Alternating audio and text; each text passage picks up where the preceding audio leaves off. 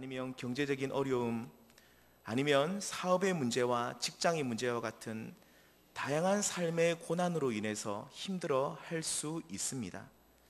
성경의 수많은 인물 중에 이와 같은 인생의 고난을 가장 많이 받은 사람을 말해보라고 한다면 아마도 다윗이 아닐까라는 생각을 해봅니다.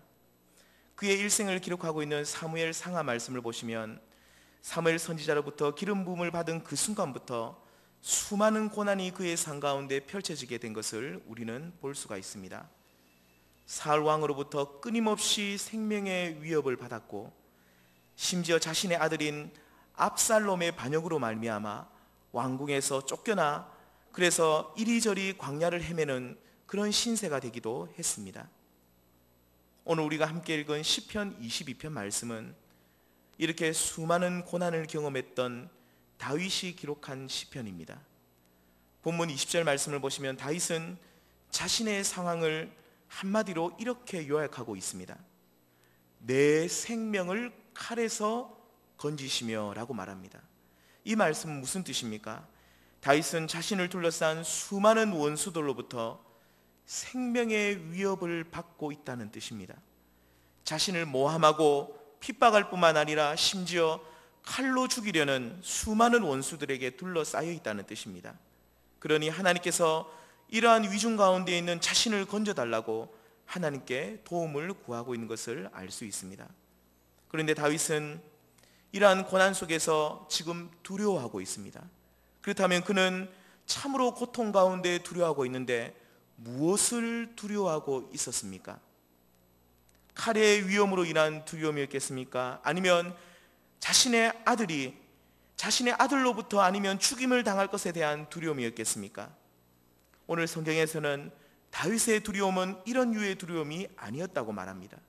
오늘 읽지는 않았지만 우리 시편 22편 1절 말씀 보시면 다윗은 고난 가운데, 그 고난의 현실 가운데서 하나님께 이러한 탄원의 기도를 올리고 있었다고 말하고 있습니다. 내 하나님이여, 내 하나님이여, 어찌 나를 버리셨나이까? 그리고 오늘 읽었던 19절 말씀을 보시면 여호와여 멀리하지 마옵소서, 여호와여 멀리하지 마옵소서라고 탄원하고 있습니다. 결국 다윗이 이렇게 원수들이 자신을 죽이려고 하는 위협 가운데서 느끼고 있었던 두려움은 바로 그의 삶 속에서 하나님의 부재를 경험하는 것이었습니다.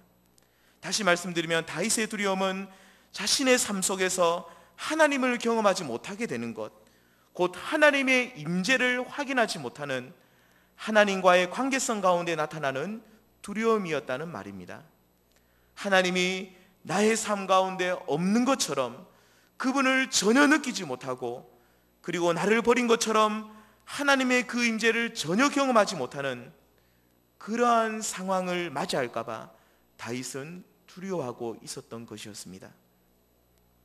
사랑하는 성도님들, 우리들에게도 이러한 거룩한 두려움이 있기를 소망합니다.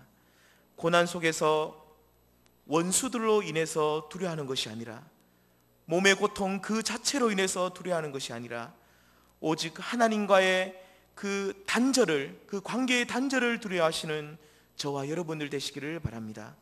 고난 그 자체의 마음을 다 빼앗겨버려서 하나님을 찾지도 못하고 오히려 하나님이 저기 멀리 계신 어떤 분으로만 느껴지는 그러한 현실을 안타까워할 수 있기를 바랍니다.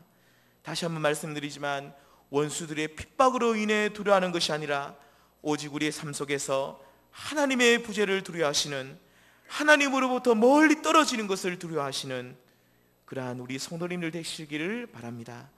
다윗은 이와 같이 원수들이 자신을 죽이려는 암울한 현실 가운데서 하나님께 더 가까이 나아가기 위해 애쓰고 있는 것을 우리는 알 수가 있습니다. 인생에 달갑지 않은 손님인 고난을 하나님께 더 가까이 나는 기회로 삼아서 그분 앞으로 한 걸음 한 걸음 더 가까이 나아가고 있는 것을 우리는 볼 수 있습니다. 그렇다면 본 시편에서 다윗은 어떤 방법으로, 무엇을 통해서 하나님께 가까이 나아가기 위해 애쓰고 있습니까? 오늘 말씀을 보시면 다윗은 고난 속에서 하나님을 찬송함으로, 하나님을 찬양함으로 그분께 더 가까이 나아가겠다라고 고백하고 있는 것을 우리는 알 수가 있습니다. 22절부터 26절까지 말씀을 보시면 찬송이라는 단어가 무려 4번씩이나 연속해서 나옵니다. 22절에 주를 찬송하리이다. 23절에 보시면 그를 찬송할지어다. 25절 26절에 보시면 여호와를 찾는 자는 그를 찬송할 것이라. 이 말씀들은 다윗이 하나님을 찾으면서 여호와를 찬송하겠다는 다짐인 것입니다.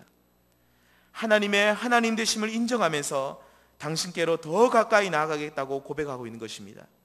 눈에 보이는 현실은 아직까지도 원수들이 득세하고 자신을 죽이려는 이들로 가득하지만 다윗은 눈을 들어 하나님을 바라봅니다.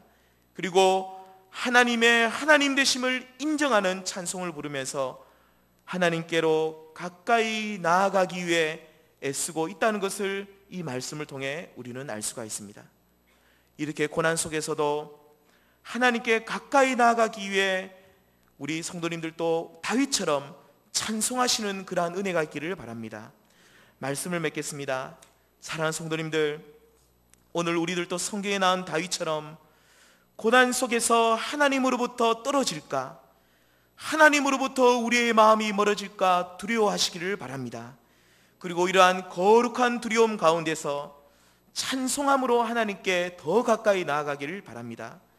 우리의 몸은 해할 수 있지만 결코 우리의 영혼은 해할 수 없는 원수들로 인해서 두려워하는 것이 아니라 오직 찬송함으로 하나님께 더 가까이 나아가시는 복된 인생 되시기를 바랍니다. 오늘 52주년 기념 찬양대로 하나님께 영광을 돌릴 때에 우리가 그 찬송을 통해 하나님께 더 가까이 나아가시고 그리고 고난 속에서도 하나님을 찬송하는 그러한 은혜가 있기를 소원합니다.